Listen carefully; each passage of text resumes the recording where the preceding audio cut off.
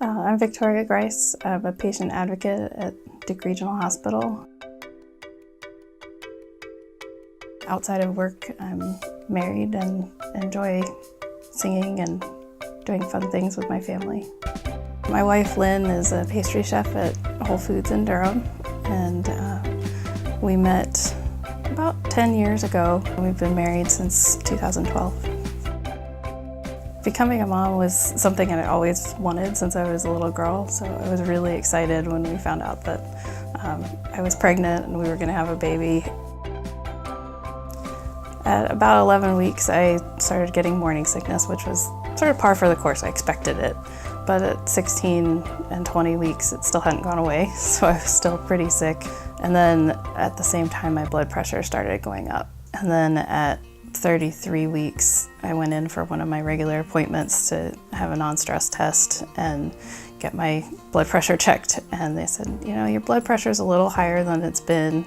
And I had a lot of swelling at that point, so they sent me over to the hospital. And I went in and they took my blood pressure and did vitals, and they said, all right, we'll be back in a few minutes to check on you. And the doctor came in and she said, yeah, we're gonna keep you. And I was floored. I really didn't think that it was that bad. And they said, and we're probably gonna have this baby sooner rather than later, inducing likely this evening. So I went into panic, race, prepare everything mode, because I was only 33 weeks and 6 days at that point. And so I had to call my wife and tell her, hey, you better get over here because we're having a baby like now. So while we were at Duke University Hospital, there was a point where we were trying to decide whether we could wait a little bit to induce labor or if we needed to induce labor right away.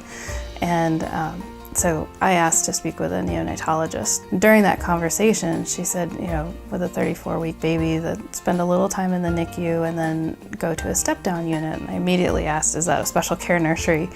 And she said, yes, that's what it is. And she started to say something about Duke Regional, but I had already jumped in and I said, is there any way we can go to Duke Regional? And she said, well, of course. She said that's actually where we would prefer to send you because they're really good at growing and feeding, and that's what your baby would need at 34 weeks, most likely, would be the growing and feeding, and they're just so good at that.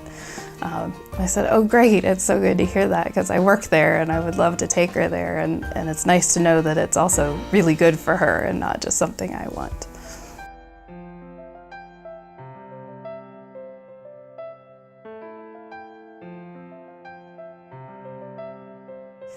So we had Miriam at Duke University Hospital. She was in the NICU at Duke University Hospital for a week, and then we moved over to Duke Regional on May 1st. It was just so nice to be in that fourth floor waiting area, you know, recognizing the security guard, somebody that I had seen, a familiar face. Walking into the front of the hospital was so nice, seeing Debbie at the front desk and saying hi and knowing that this was a familiar place. You know, it's little things, but it was just so nice to be in that familiar environment.